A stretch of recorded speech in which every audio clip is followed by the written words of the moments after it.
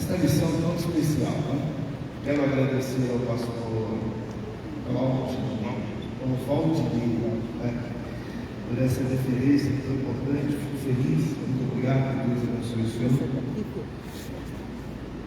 E eu estava ali pensando que semana passada nós estávamos aqui aprendendo com o pastor Gessiel, e eu achei muito interessante a dinâmica dele durante a aula, mas eu não sei fazer essa dinâmica, mas foi muito bom. Meus irmãos, quero agradecer a Deus mais uma vez, agradecer ao nosso pastor presidente por estar aqui. Não sei se o senhor me permite falar sobre o oral. Posso aproveitar para convidar-nos, né, irmão Cláudio? Sentimos falta dessa claro. Nós estamos ajudando, irmãos, eu não sou o principal maestro, eu sou o quarto. Mas para os demais que estão aqui, eu estou convidando os irmãos para ingressarem no nosso coral. Nosso ensaio é às quintas-feiras, às 19h30, e a sua presença será bem-vinda. Nós estamos aqui ensaiando para louvar ao Senhor cada vez melhor. É isso que nós procuramos. Deus nos abençoe. Muito bem, fiquei surpreso hoje da minha esposa aceitar o convite, pastor, o senhor hoje. Até eu assustei hoje. Muito bem, meus irmãos, nós estamos na lição de número 3, a impaciência na espera do cumprimento da promessa. O tema da nossa revista é Homens dos quais o mundo não era digno. Na verdade, nós temos vários aqui, né? Mas nesse trimestre nós estamos falando sobre Abraão, Isaac e Jacó, os 3 patriarcas. Já aprendemos um pouco sobre Abraão. O nosso foco nestas 5 primeiras lições seria é Abraão, mas nesta lição aqui nós temos uma saída para podermos entender, compreender um pouquinho desse pano de fundo que é esta história tão importante e esse legado de Abraão para nós. O título já fala bastante, a impaciência na espera do cumprimento da promessa. Na verdade, nós somos, eu vou falar aqui depois que eu vou repetir algumas coisas, mas nós somos, de verdade, imediatistas. Nós queremos tudo para ontem, nós não queremos nada para hoje. Então, se eu tenho um problema, a minha primeira pergunta é: por que Jesus deixou acontecer isso? Ou seja, ele deveria ter entrado na frente e não deixar acontecer. Então, o meu assunto é ser assim. Isso é nosso. E esse tipo de comportamento, ele traz várias consequências. E nenhuma delas merece aplauso. Até porque nós defendemos, quando nós falamos do nosso Deus, Ele é o Senhor de tudo, Ele é o dono de tudo, Ele sabe de tudo. E se acontece alguma coisa comigo, por que eu vou falar com Ele dessa forma, se Ele sabe de tudo? Então, quando eu me dirijo a Deus dessa forma, eu estou sendo impaciente para com Ele. Estou sendo impaciente naquilo que Ele faz, Ele sabe. O que é que nós podemos fazer? A Bíblia Bíblia diz que nós não temos como acrescentar um fio de cabelo na nossa cabeça. Não dá para tornar nem mais branco, nem mais preto. Ficou branco, acabou. Não tem o que fazer. Se é desse jeito, o que nós precisamos é ter paciência, no sentido de perseverança e aguardar o momento do Senhor. Citaríamos aqui o próprio Abraão, quando leva o seu filho para oferecer em sacrifício no Monte Moriá. Ele faz uma oração que eu tenho certeza que eu não faria. Mas como nós estamos estudando sobre ele e aprendendo, então a gente aprende. Ele disse: fiquem aqui, nós iremos adorar e voltaremos. Ele não tinha começado a subir o monte. Só ele sabia que ia matar o filho. Só ele sabia de tudo que estava acontecendo. Mas ele tinha paciência e disse até lá. As palavras dele eram mais importantes. No último momento, no último, Deus vai fazer alguma coisa. Tenho certeza que eu não vou imolar meu filho. Então nós precisamos pensar nisso. Vamos para a nossa introdução.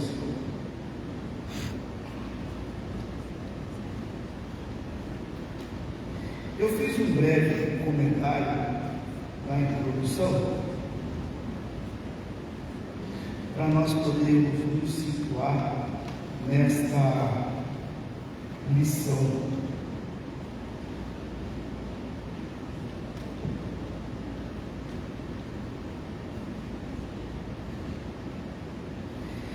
Embora tenhamos vários personagens inseridos na lição, o destaque de verdade nessas 5 primeiras lições é Abraão.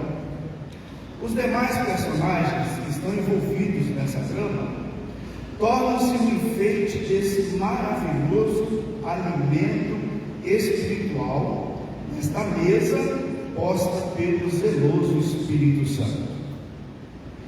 Deus faz uma promessa a Abraão, mas o tempo passou e parecia que ela jamais seria cumprida. Abraão já estava com 85 anos e sua esposa com 65. Sarai, dominada pela impaciência, desejou agir por conta própria. Ela, Sarai, decidiu entregar sua serva a Abraão para que tivesse um filho com ela. Ao que tudo indica, o pai da fé, o amigo de Deus, não consultou ao Senhor, mas deixou-se levar pela impaciência da sua esposa. É importante notar que todos os que são dominados pela impaciência sofrem consequências ruins, e com Abraão e Sarai não foi diferente. Nesta lição, meditaremos sobre a sabedoria divina de aguardar com perseverança o cumprimento da promessa de Deus dirigida ao seu povo. Nesta introdução, encontramos que a promessa foi feita a Abraão e não a Sara. A impaciência não foi de Abraão. Normalmente é assim que acontece. Quem está de fora da promessa é sempre impaciente, aquele que impulsiona para o lado errado. Deus tem seus próprios caminhos para validar suas promessas. Promessa vinda de Deus não necessita ajuda de ninguém. Nenhum atalho antecipará os desígnios de Deus. Então nós estamos observando aqui neste pequeno comentário algumas coisas que vão permear nossa lição. Primeiro, a promessa foi feita a Abraão, ela não foi feita a Sara. É a mesma coisa quando nós pegamos a mulher de Jó e queremos crucificá-la. Deus não fez nada para ela. O assunto era ele com Jó. Então, quem está de fora normalmente terá as suas reações. E quem está de fora não consegue resolver, entender o que está acontecendo com a gente. A pessoa passa por isso, estou com dor de cabeça, eu falo, toma Doril. Mas ele sabe por que ele está com dor de cabeça. E Doril não vai resolver. De repente ele precisa de um médico porque tem um dos seus órgãos com problema e precisa resolver o próprio órgão da dor de cabeça. Então, quem está de fora sempre vai dar uma opinião. Mas o problema é nós que estamos na situação procurarmos entender o que isso está acontecendo. É uma pergunta que a gente não faz. Por que é que isso está acontecendo? Rapidamente, quando eu infartei, pastor, mas o senhor infartou, meu Deus. Falei, há 65 anos, trabalhei a vida toda, não parei até hoje, férias, eu só tirei umas 2 ou 3, e o meu organismo parou. Pronto, acabou. Vou botar a culpa em quem? Em Deus? Não, foi uma consequência. E às vezes a gente não para para fazer isso. Muito bem. Deus tem os seus próprios caminhos para validar suas promessas. Ou seja, nós vivemos, eu vou voltar aqui uma coisa que eu sempre digo. Eu não conheço os irmãos no Rio de Janeiro, eu conheço os irmãos. Então lá no Rio de Janeiro tem uma turma lá que gosta de dar uma mãozinha a Deus, dar uma ajudinha a Deus. Se fizer desse jeito aqui, vai dar certo. Deus não precisa da nossa ajuda para nada não. Ele precisa de nós para glorificar o seu nome, pregar a sua palavra e aguardar a volta do seu filho. Para resolver problemas, ele sabe o caminho certo. O profeta Isaías disse assim: porque o Senhor dos exércitos o determinou, quem pois o invalidará? E a sua mão estendida está, quem pois a fará voltar atrás? Simples assim, não tem muita dificuldade. Eu costumo dizer que Bíblia é tão fácil, tão simples, que Deus deixou para todos. Não tem diferença de classe para entender na Bíblia, é só querer. E aqui o profeta está dizendo: o Senhor dos exércitos determinou, ele determinou o ponto final. Isso é outro. Ninguém vai invalidar o que Deus fez, como ninguém vai adiantar ou atrasar alguma coisa que Deus vai fazer. Ele sabe porque ele conhece os nossos caminhos. O caminho, a Bíblia diz que os caminhos do Senhor são mais altos do que os nossos caminhos. O patriarca Abraão, pressionado pela idade, a condição plena de ser humano e a fala de sua mulher, cedeu às suas emoções. Sua limitada visão humana alcançou apenas o lado natural da situação. E todos nós temos essa visão limitada. Abraão estava sofrendo uma pressão que só ele sabia, só ele tinha convicção. Ele estava sendo pressionado pela idade, tinha uma condição que é de todos nós, ele era um ser humano, e a fala da sua mulher, ele simplesmente cedeu às suas emoções. Em um dos estudos que nós ministramos, e eu falo sobre Davi, uma vez eu fui questionado: se Davi era um homem segundo o coração de Deus, por que é que aconteceu tudo isso com Davi? Aí eu disse: Davi era o quê? Um homem. Se ele era um homem, não era infalível. Foi o que aconteceu com Abraão. Embora nós estamos estudando do legado que ele deixou para nós, mas ele era um homem, e sendo um homem, ele viu apenas o lado natural da situação, ou seja, a sua visão era limitada, como a nossa também é limitada. Citando a respeito de Davi, não, só Pode falar. o senhor falando a respeito de Davi era segundo o coração de Deus, Abraão era amigo de Deus. Estão no mesmo patamar, né? Mas aí era um homem, sendo homem, está suscetível a falhas. Isaías disse: porque assim como os céus são mais altos do que a terra, assim são os meus caminhos mais altos do que os vossos caminhos, e os meus pensamentos mais altos do que os vossos pensamentos.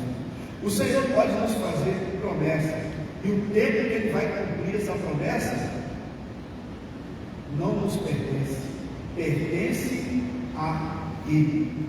E ainda temos um detalhe que daqui a pouco vou voltar a falar, é saber se foi realmente Deus que prometeu. Quando o Vectra estourou e era o carro do momento, eu tinha um Opala 78, que eu não estava dando conta nem de colocar gasolina, não imagina, foi um momento da minha vida bem difícil. E me chega um profeta e fala: pastor Mel, Deus mandou te dizer que Ele vai te dar um Vectra 0 km. Eu falei: na hora, mentira. Aí ele: o senhor acredita em Deus? Eu falei: acredito, claro, sou pastor, como é que eu não acredito? Tanto eu acredito que Ele sabe que eu não tenho condição de manter o Vectra. Ele vai me dar um Vectra com tanque cheio, todo bonitinho. E amanhã, daqui a 4, 5 meses, eu não vou ter dinheiro para botar gasolina, não vou fazer manutenção, vai ficar estragado aí. E a Bíblia tem um versículo que diz: não atireis pérolas aos corpos. Então me dá um Vectra 0 km, hoje é mais ou menos isso. E pastor, o senhor é muito duro. Não, é só crer, conhecer a palavra. E não ganhei Vectra gasolina, nunca cheguei. Continuei no meu Opala, até cortar de machado. Depois que eu cortei o Opala de machado, aí Deus me deu condição de compreender até hoje. Não tem que se vender nada. Então, meus irmãos, nós precisamos saber quem é que fez a promessa. E na verdade, a maior parte do desespero é porque nós não procuramos saber quem prometeu. Aí eu vou chegar e vou dizer que o pastor Claudio, que só quando eu chegar nos seus serviços na próxima semana, tem uma promoção lá no senhor. Você vai ficar feliz, né? Não vai? Você como vou ganhar mais. Aí chega no serviço, eu dei promoção, ninguém fala nada. Ô Deus, o senhor falou que ia ter promoção, usou o pastor mesmo e a promoção não chegou? Aí tem mais serviço. Ai Deus, eu pensei que ia sentar na cadeirinha ali e agora tem mais serviço, vai começar a questionar Deus. Então, identifique quem foi que falou com você. Foi sempre o que eu achei mais difícil para Abraão. Ele ter a certeza que era Deus que tinha pedido para ele matar o filho. E ele tinha essa certeza. Ele tinha a certeza. Isso aí, pode ser o pastor presidente. Obrigado. Muito bem. As esperanças de Abraão, na verdade, por causa dessa pressão, ela começa a deteriorar, vai desvanecendo, e aí Abraão conhece quem prometeu, sabe quem prometeu, e ele vai direto a ele. E diz o texto sagrado que ele tem uma conversa com Deus. Diz assim: então disse Abraão: Senhor Jeová, que me hás de dar? Ando sem filhos, e o mordomo da minha casa é o Damasceno de Ezer. Neste momento, nessa conversa, Abraão apresenta a sua condição e apresenta a sua dificuldade. Ele identifica quem fez a promessa e vai conversar com quem fez a promessa. Disse mais Abraão: eis que me não tens dado semente, e eis que um nascido na minha casa será o meu herdeiro. Ele tinha confiança, ele tinha convicção disso. Quem vai ser o meu herdeiro é quem vai nascer na minha casa. Agora, como isso vai acontecer, Abraão não sabia. Já falamos aqui das suas limitações como humano. Aí vem a palavra do Senhor. Eis que veio a palavra do Senhor a ele, dizendo: este Eliezer não será teu herdeiro, mas aquele que de ti será gerado, esse será o teu herdeiro. Meus irmãos, o problema do tempo, da hora, do dia continua, mas quem prometeu está dizendo aqui, ratificando a promessa e dizendo para ele que vai acontecer. O que nós não queremos é esperar isso. A verdade é essa, né? O Senhor me prometeu, já tem 10 anos que ele prometeu, e ele não cumpriu até agora. E a gente nem procura falar para ele: Deus, está acontecendo isso. Se você falar com ele, com certeza ele vai ter uma resposta. E foi o que aconteceu com Abraão. Agora chega Deus assim: então levou fora e disse: olha agora para os céus e conta as estrelas, se as pode contar. E disse: assim será a tua semente. E creu ele no Senhor, e foi-lhe imputado isto por justiça. O tempo não é nosso. Em tudo que nós lemos aqui e falamos, não tem tempo, porque o tempo pertence a Deus. A pergunta dos apóstolos, dos discípulos a Jesus, vai ser: nesse tempo não vos pertence conhecer o tempo, a época que o Pai reservou para a sua exclusiva autoridade. Fica tranquilo, recebe o poder, vai pregar, vai fazer a obra, porque esse tempo é de Deus. Tenho certeza que todos nós aqui estamos debaixo da promessa de Deus. Então é só aguardar, porque Ele é fiel para cumprir. Muito embora tendenciosamente queremos crucificar Sara, o que vemos é ela agindo perfeitamente dentro dos seus direitos, conforme a lei da Mesopotâmia. Nós temos muito esse negócio de acusar, né? A gente acusa uma mulher, não, porque a mulher é incrédula, né? Se ela fosse crente, ela não tinha falado aquilo para ele. Ela não tinha falado aquilo para ele, assim que fala, né? Sabe aquela coisa, né? Sabe?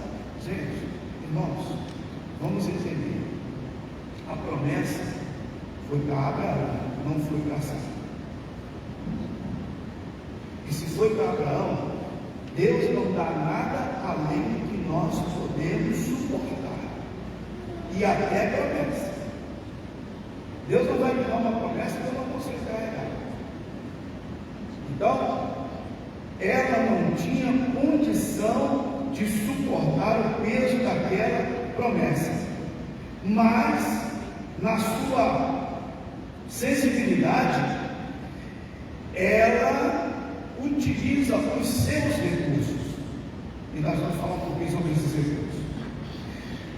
Antes de falar sobre os recursos, eu preciso dizer aqui: precisamos ter cuidado para não admoestarmos equivocadamente em nome do Senhor. Quando era bem novinho, comecei a pregar, eu tinha aquele negócio de: o irmão falou, eu vou falar também. Pensei desse jeito, acho que todo mundo pensou assim. Tá? Eu vi aquele irmão falando, eu vou falar também.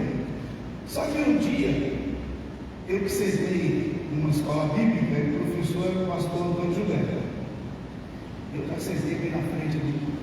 Ele disse: meus irmãos, quando você ouvir, confira na palavra. Está guardado? Tem mais de 50 anos que eu ouvi isso. E está guardadinho aqui. E às vezes nós falamos o que os outros falam. E aqui nós temos exatamente esse detalhe. Ter cuidado. Em momento nenhum Sarai pecou, como também Abraão não pecou quando disse que Sarai era sua irmã. Na verdade, ela era uma meia-irmã. Ele não pecou. E às vezes a gente escuta as pessoas falando assim: pecou, Abraão pecou, Sara pecou, não sei quem pecou. Será que pecou mesmo? Na lei da antiga Mesopotâmia, previa que um escravo podia se tornar herdeiro de um casal que não tivesse filho, caso esse fosse adotado. Ou a mulher principal podia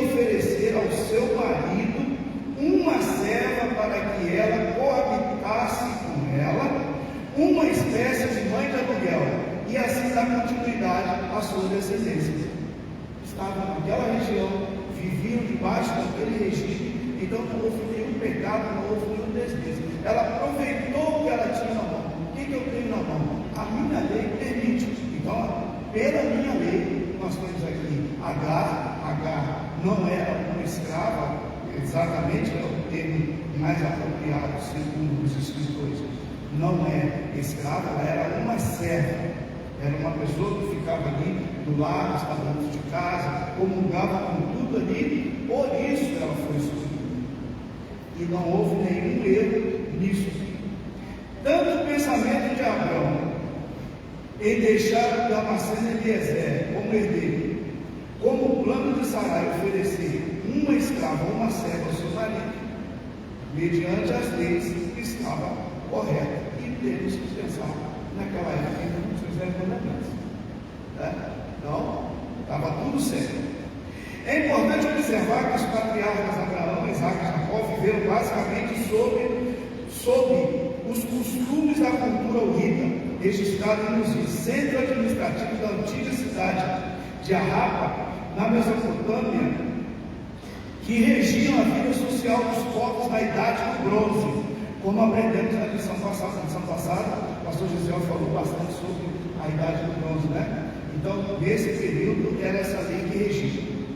Se conseguirmos entender a fragilidade do homem e o poder incontestável do nosso Deus, veremos que, embora a esterilidade do ventre de Sarai e a idade de Abraão terem se constituído em um grande desafio, a fé de Abraão, ou seja, entendendo essa parte humana, nós vamos ver que tudo era um grande desafio para Abraão.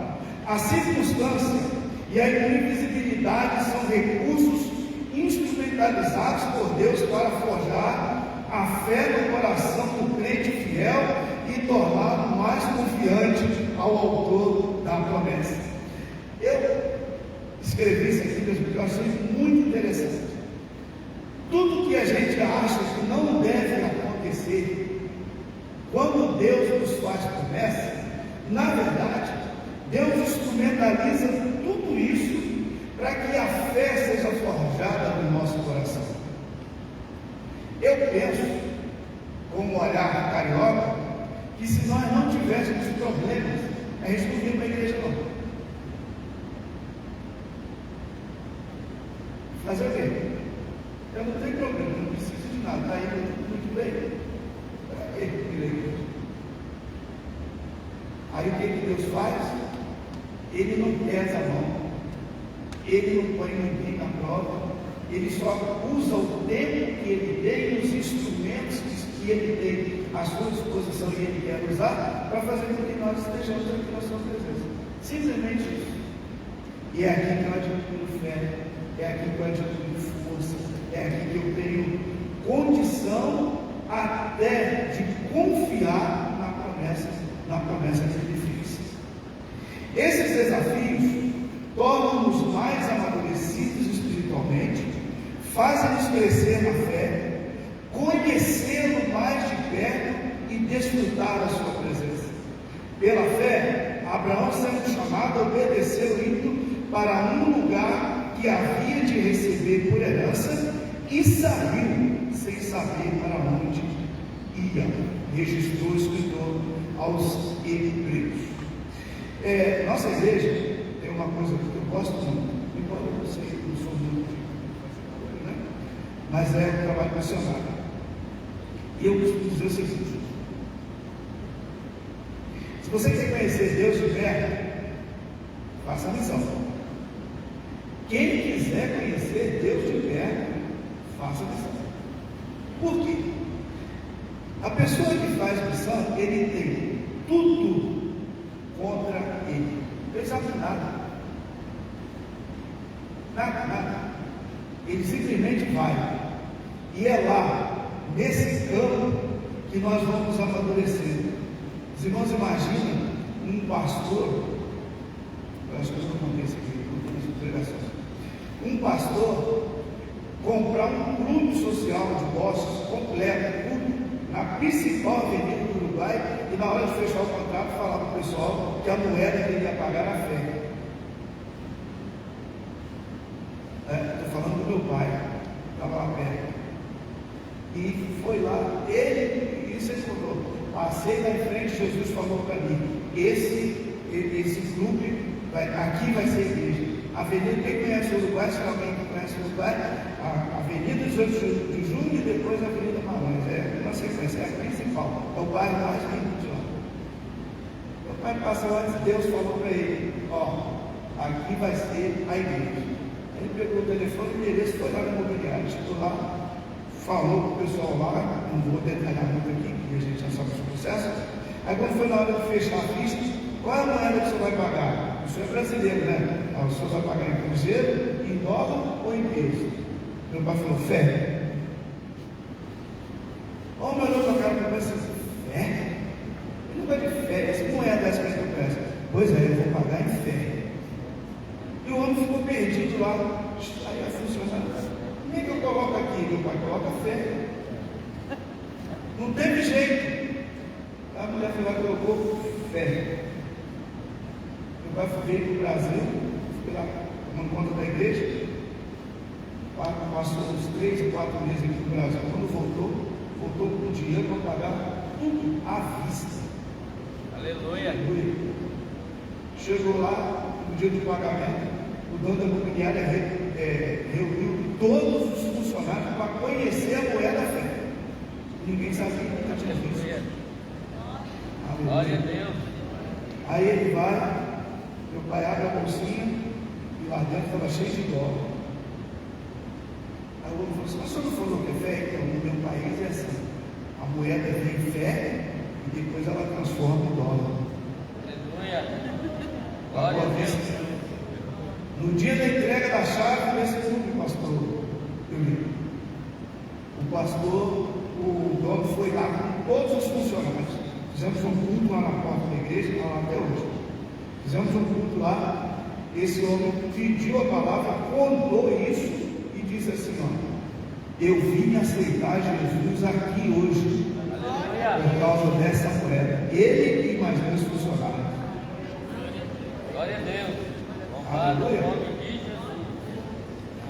Queridos, os desafios à nossa volta, eles servem exatamente para isso. É por isso que Deus espera um pouco. Nós precisamos crescer na fé, precisamos conhecer Deus mais de perto e, além de tudo, sentir mais a sua presença.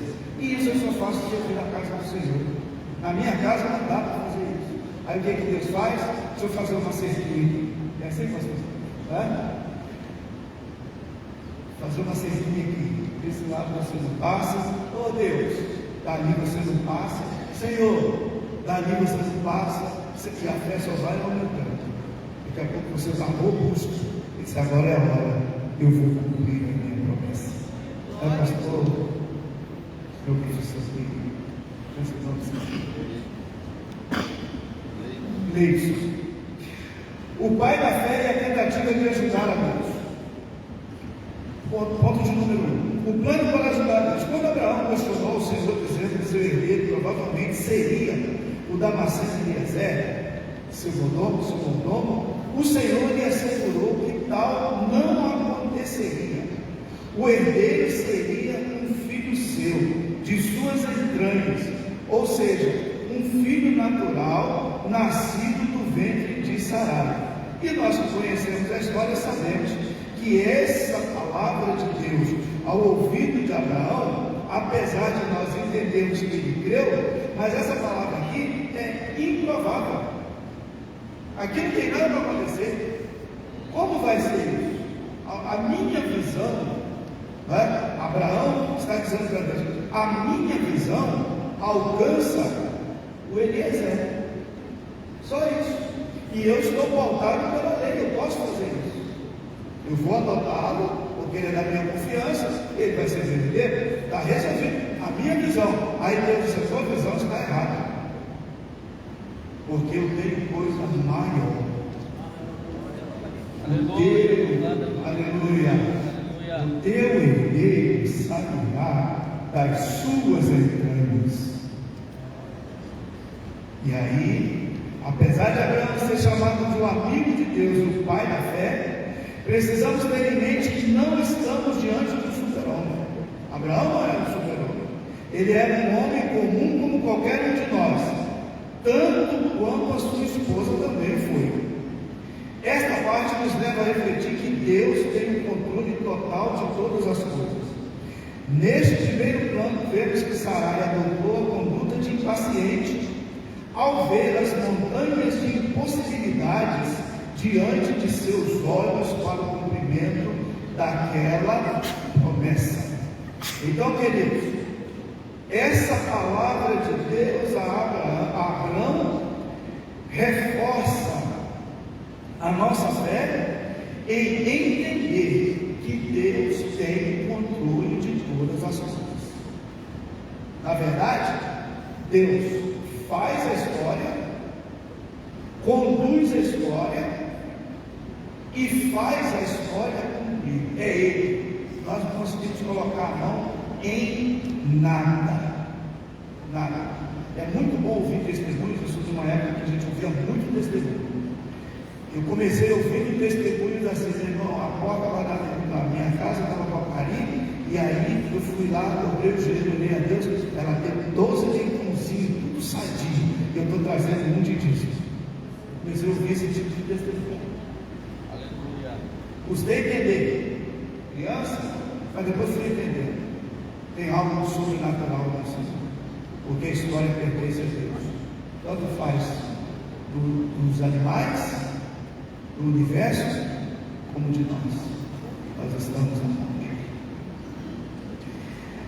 Mas o tempo passava, os anos seguiam-se e a promessa não se cumpria.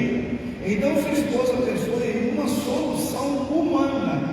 Na verdade, um atalho para ver a promessa de Deus sendo cumprida.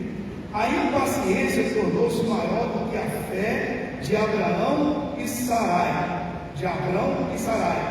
O que eles não perceberam é que o Senhor usa o tempo e a espera para forjar o nosso caráter. É muito fácil a gente dizer, se eu perguntar aqui, quantos têm fé? Todo mundo vai levantar a mão, não gosto de fazer pergunta, quantos? Né? A pessoa pode até não ter, mas quando eu pergunto, ele levanta. Então, se eu perguntar aqui, quantos têm fé? Todo mundo levanta a mão. E a gente está falando do pai da fé.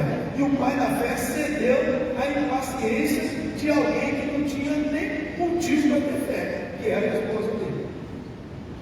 Então, é isso que nós vemos aqui. O que ela faz? Ela trama um plano, um atalho, para ver se a promessa de Deus se cumpre. Abraão vai morrer, e ele não vai ver o cumprimento da promessa normal, natural do ser humano. Mas a nossa vida está na mão de quem? É esse o legado dessa lição. A nossa vida está na mão de quem? Na mão de Deus. Então, meu irmão, se Ele te prometeu, não pense que vai morrer. Aliás, Deus tem várias maneiras de agir. Eu fui à África, fazer um trabalho missionário na África, mas eu passei a minha vida toda escutando meu pai falar assim: Deus me mandou para a África, Deus me mandou para a África. Daqui a pouco o velho teve ligando, teve não sei o quê, foi para a cama, precisou. Falei, meu Deus, meu pai não vai para a África, e agora? Fiquei triste com aquilo. Aí um dia eu recebi um convite para ir. Não, nós vamos implantar um projeto lá, a gente precisou para poder nos ajudar. Fui. Aí 15 dias antes da minha viagem, eu falei, gente, meu pai tinha tanta vontade de ir para a África, que se eu falar isso para ele, eu vou matar. E eu vou ter que matar meu pai. E vou escolher. Eu tenho que escolher matar antes da viagem e depois da viagem. Pensei isso seriamente. Meu pai na cama, dependendo de alguém para fazer tudo para ele, não estava mais enxergando, ouvia muito pouco, não se levantava mais. Eu falei, ou eu mato antes ou mato depois. Eu falei, isso aqui, vou matar antes, porque aí na viagem eu vou esquecendo. Simples assim. Aí fui na casa do pai. Cheguei lá, eu brincava muito com ele. Mandou assim, como é que você está? Tudo bem? Tudo bem. Ô, pai, eu vim aqui, não precisa falar. Meu amigo me disse que você vai para a África. Aleluia. Ambiei. Aí eu falei, mas que amigo fofoqueiro é esse que eu tenho? porque me ama. Meu amigo está comigo todos os dias. Aleluia. E ele me fala tudo. E eu sei de tudo. Glória a Deus. Aleluia. Eu fui ao pai me falar para o Senhor, eu vou para a África. Eu expliquei que era a situação. Não vou detalhar aqui na matéria. Aí quando eu terminei, eu vim pedir a sua bênção. Dobrei o joelho. Quando eu dobrei o joelho, ele sentou sozinho. Aleluia. Sentou, não enxergava naquele momento pelo minha cabeça. Olha a oração. Senhor Jesus, eu te agradeço porque o Senhor é fiel. O Senhor me falou que eu ia à África, mas eu te agradeço porque a sua fidelidade me sustentou vivo para ver o cumprimento da sua promessa. Aleluia. Porque o Senhor visita a primeira, a segunda, a terceira e a quarta geração. Eu não vou, mas o meu filho vai. E o que o Senhor ia fazer através da minha vida, faça através da vida do meu filho. Encerrou a oração. Meu filho, vai em paz. Nesta viagem, só você vai sofrer 2 ataques de morte, mas o meu amigo disse que você não vai morrer. Aleluia. Estou aqui no canto. Eu pensei que eu ia matar o velho, mas a vida dele está na mão de Deus. Se ele te prometeu, fique tranquilo. Ele vai. Glória a Deus. Muitas vezes Deus nos faz promessas, nós somos tão impacientes que queremos forjar trabalho para Deus. Devolve essa intenção. Deus tem o controle de tudo nas suas mãos. E o que é, aí vem a pergunta, o que é maior em nossa vida? A fé ou a impaciência? O que sobressai na vida de cada um de nós? A fé ou a impaciência? Por que eu fiz essa pergunta? A fé nos faz ver o que os outros não conseguem ver. A fé nos faz ouvir o que os outros não ouvem. A fé nos faz agir como os outros não agem. A fé, ela nos faz crer naquilo que os outros não creem. A fé nos faz estar disponível para Deus, independente da circunstância. A Bíblia diz que Elias ouviu ruído de muita chuva, quando nenhuma nuvem existia. A Sunamita, nós passamos um estudo longo aqui sobre isso, muito duvidoso. Sunamita viu o filho ressuscitado, mesmo ele estando morto lá no quarto onde o profeta hospedava. Estevão viu o céu aberto. E nós? O que nós estamos vendo? Qual é a visão que nós temos? A impaciência nos faz tomar decisões precipitadas. E normalmente a impaciência faz ouvir o que Deus não falou, acreditar no que Deus não prometeu e entender que Deus está disponível a nosso bel prazer. Aí, o que a impaciência faz? O impaciente está sempre nesse patamar. Ele ouve tudo que nós. A profecia foi lá, o irmão está lá no último banco, mas quando eu sou impaciente, que eu ouço, Deus não falou nada para mim, e eu estou achando que ele falou para mim. Isso é impaciência. Vou acreditar naquilo. Não, meu irmão, eu acredito que Deus é fiel. Meu irmão, lá no Rio tem uns crentes que acreditam que Deus é fiel. Se eu não entregar a mensagem de Deus, a cova está aberta para mim, não acredito até nisso. O rei Uzias se precipitou tomando o lugar do sacerdote. Impaciência. Saul consultou a feiticeira, pensando que ia ouvir a voz de Samuel. Impaciência. Sansão entendeu que Deus estava à sua disposição. Eu posso errar, uma hora vai me atender. O rei Acabe desacreditou das palavras do profeta Micaías. Aí o irmão Tiago, pastor Tiago, recomenda: sede, pois, irmãos, pacientes até a vinda do Senhor. Eis que os lavradores esperam o precioso fruto da terra, aguardando com paciência até que receba a chuva temporânea e seródia. Recomendação bíblica é: sede pacientes. Aleluia, oh glória. Quem é paciente não erra. Quem é paciente não escuta o que não deve escutar. Quem é paciente tem convicção do Deus que serve. Ele não fez hoje, ele faz amanhã. Se ele não fizer amanhã, ele faz depois. Mas foi ele que prometeu, e eu estou aguardando com paciência, porque vai chegar no momento exato. Não é um dia que eu vejo que eu mereço. Isso aí é uma outra história. Isso aí é quem não é crente mesmo. Não estou orando a Deus, porque a hora que ele vê que eu mereço, ele vai me atender. Isso aí nunca foi crente na vida dele. Porque o crente confia em Deus e sabe que aquilo que ele promete, ele cumpre. Aleluia. Abraão aceita o plano de Sarai. Abraão estava sendo pressionado. Era a coação da esposa e do tempo, e acabou aceitando a tentativa de Sarai em querer ajudar o Senhor.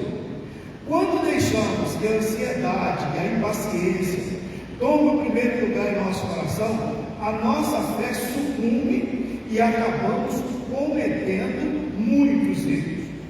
A ansiedade é companheira da impaciência. Ela é capaz de cauterizar a mente, impedir a visão, bloquear os ouvidos, dominar a alma e sequestrar o espírito. Então, observe o que a ansiedade é capaz de fazer. E as duas caminham junto: ansiedade e impaciência. A ansiedade é o sentimento que embala a vida de uma pessoa no afã de alcançar um objetivo. Tem o poder de governar as ações de uma pessoa. O salmista, no Salmo de número 40, diz assim: esperei com paciência no Senhor. Sarai fez seu marido acreditar que um filho com essa serva egípcia resolveria o problema. Quando temos uma promessa de Deus, o melhor é ficar firmes, acreditando naquilo que prometeu e esperar firmemente com paciência. Aos Hebreus, escrevendo aquele grupo de irmãos que estavam passando por uma grande tribulação, o Senhor diz: porque necessitais de paciência, para que depois de haveres feito a vontade de Deus, possais alcançar a promessa. Irmãos, quando Deus nos pega lá e nos coloca numa reunião dele, né, a gente é obrigado a ser paciente. E quem é paciente vai alcançar a promessa, porque ele vai se entregar à vontade de Deus. Não tem quando sair. A gente fala assim: Deus é bom, Deus é maravilhoso, que Deus, mas a gente não tem noção do quanto Ele é. Ele é tão bom que Ele consegue fazer assim: eu quero te abençoar e quero que você. Não é a gente que precisa da bênção só, não. Ele quer abençoar e quer que receba a bênção. Mas para receber a bênção, tem que estar perto de mim. Então eu vou formar um meio, forjar uma situação para que você chegue perto de mim. Olha que Deus bom esse, e forja mesmo. Não tem para onde correr, não tem para onde sair. Ele faz e a gente, não, por aqui deve ter uma saída. Ele fica só de lá olhando. Aí a gente tenta, não sai, mas, meu Deus, aí ele ficou mais perto. Vai para o outro lado, Senhor, mais perto. É quando está bem pertinho, Senhor, para a gente abençoar. Aleluia. Vou diminuir aqui, senão acaba pregando, né? Nós precisamos de paciência. Vivemos um momento imediatista. Tudo tem que acontecer aqui e agora. Em nossos momentos, vimos Deus deixar de ser Senhor e passar a ser servo. Mandamos dele, pressionamos ele, erramos e ainda colocamos a culpa nele. É assim que acontece.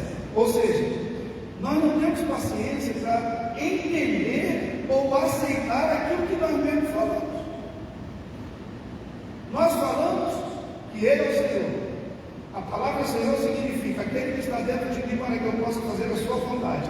Então, se Ele é meu Senhor, Ele manda em mim. Mas quando chega na hora que nós vamos, que Ele nos faz uma promessa, nós invertemos tudo.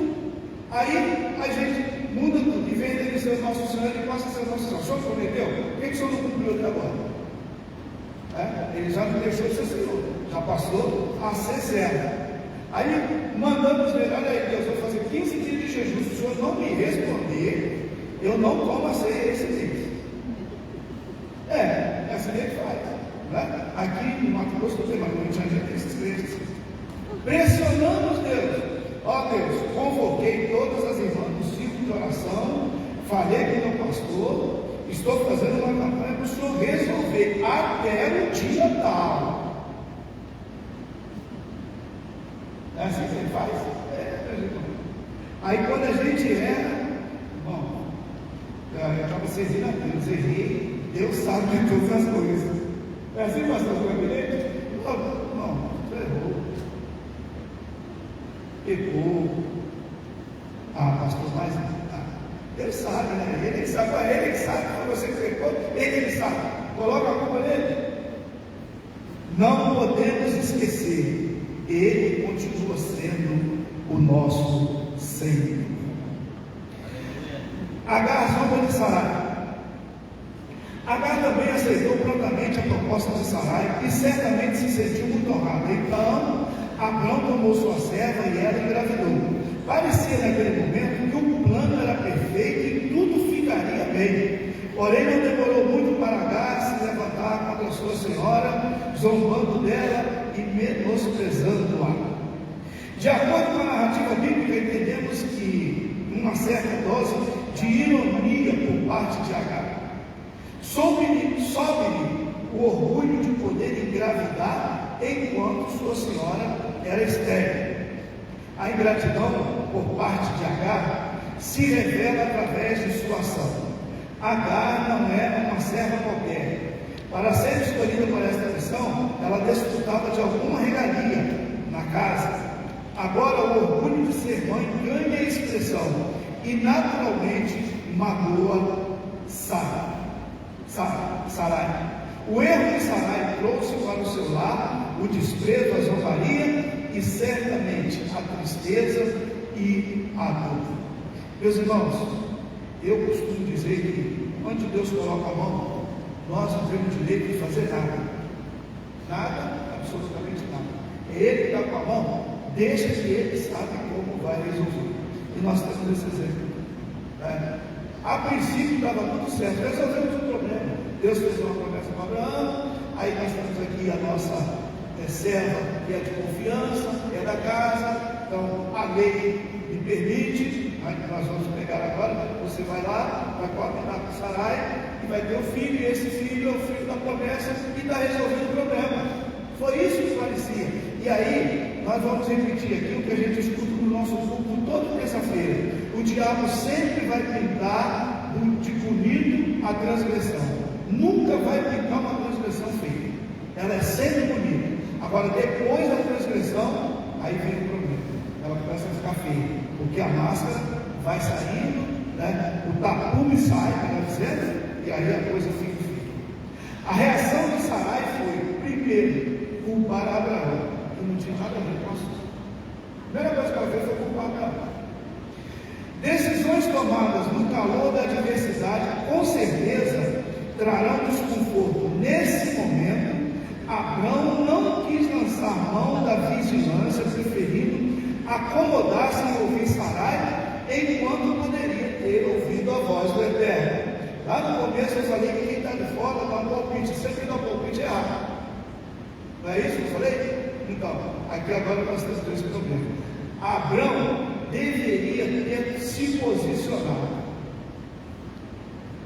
Eu ouvi aqui há poucos dias de ensinamento aqui, você é o chefe da família, você é o chefe da casa, é você que tem que se posicionar. Abraão não se posicionou, ficou acomodado. Não, muito melhor atender o que ela está falando, porque senão depois ela vai ficar aqui no teu ouvido. Deixa. O profeta das lágrimas disse assim: de que se deixa, pois, o homem vivente? Queixa-se cada um dos seus pecados. Abraão era um homem natural como qualquer um de nós. Antes de tomar qualquer decisão, reconheça se a promessa que você persegue veio de Deus. Abraão sabia, mas ele se acomodou. Meus irmãos, se o Senhor falou, se você identificou que a promessa veio de Deus, pode chover, canivete, cangalha, pedaço de pau, o que for, mas foi Deus que falou, e Ele vai fazer.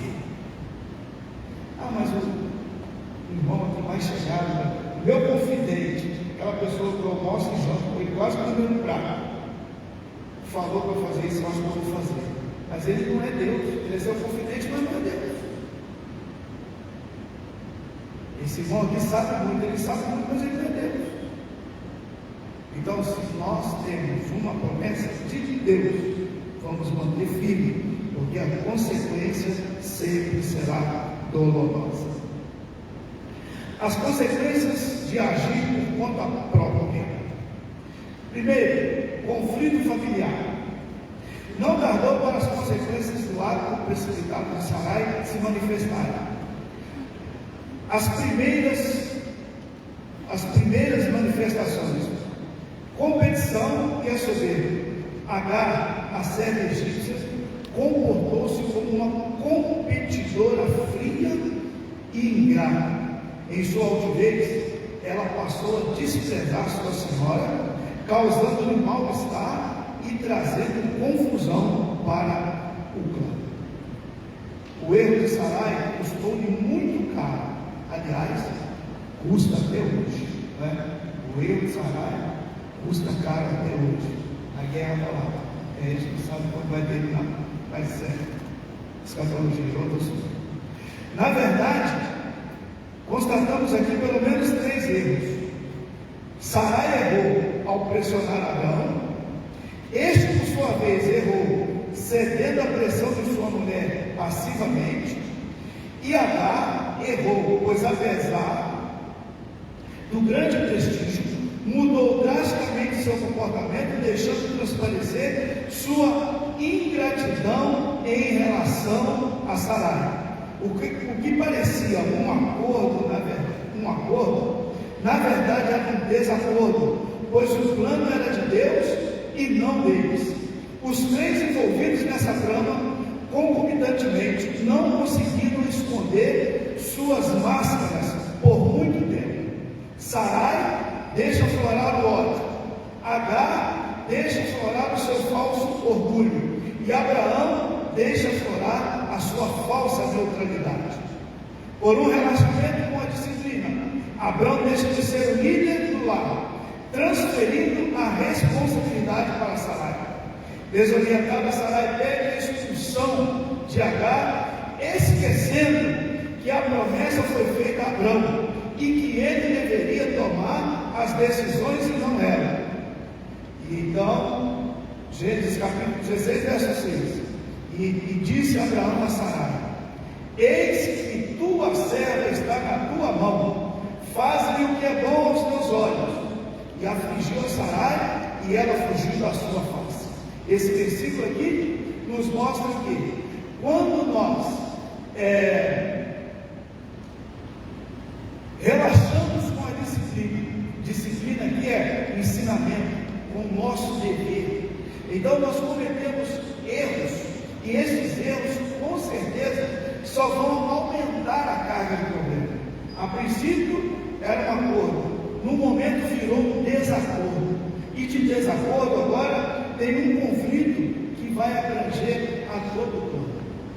Nós já estamos chegando no nosso momento, mas eu quero finalizar aqui dizendo: Sarai esqueceu de que o que estava gerado no ventre de Agar era legalmente seu filho. O piedoso Abraão que socorreu seu sobrinho Ló, foi incapaz de se preocupar com a situação de Agar. Não havendo mais condição de conviver naquela casa, tudo que restou a Agar foi fazer o caminho de volta para a sua terra, o Egito. Então, aqui nós estamos vendo uma progressão de complicação dentro daquele clã. Agar foge, mas o texto diz que nós temos um Deus misericordioso e coordena todas as coisas. E a nossa lição diz que Deus encontrou Agar. Dava até para dar glória, mas não deu agora, a gente vai depois. Deus encontrou Agar. A essa altura da história, qual era o direito que tinha Agar? Nenhum. Mesmo assim, Abraão abandonou, Sarai esqueceu da promessa, Abraão nem se fala, mas estava sendo gerado em Agar, era filho de Abraão. Abraão esqueceu, Sarai deixou de lado, mas Deus não abandonou Agar. Aleluia. Deus aparece e diz, dá o caminho, o remédio para Agar. Volta, se conserta com a sua senhora, e você também será abençoado. Tanto que a promessa feita a Ismael é no mesmo nível da promessa feita aos judeus. Só tem um detalhe: a promessa feita a Ismael é restrita a um povo, e a promessa que foi feita a Isaac, ela tem a ver também com a nossa salvação. Deus nos abençoe. Muito obrigado, pastor Valdinei, por essa oportunidade tão feliz. Obrigado a todos os irmãos que tiveram paciência de me ouvir. Meu pastor foi excelente também essa oportunidade. Podemos estar assentados mesmo como estamos. Vamos agradecer a Deus.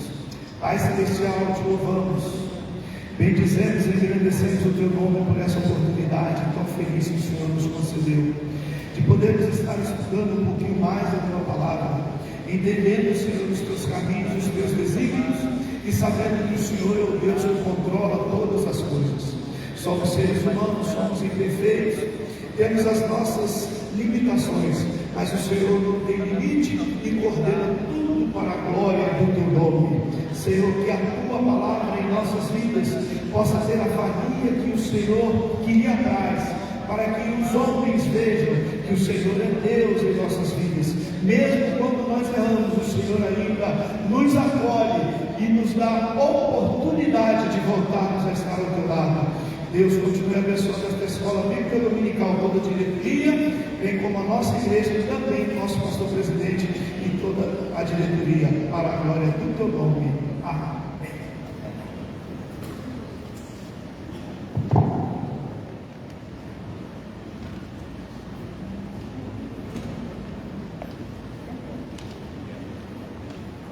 Glórias a Deus. Quero aqui agradecer ao pastor Melquisedeque, que Deus retribua pelo esforço nesta aula nesta manhã.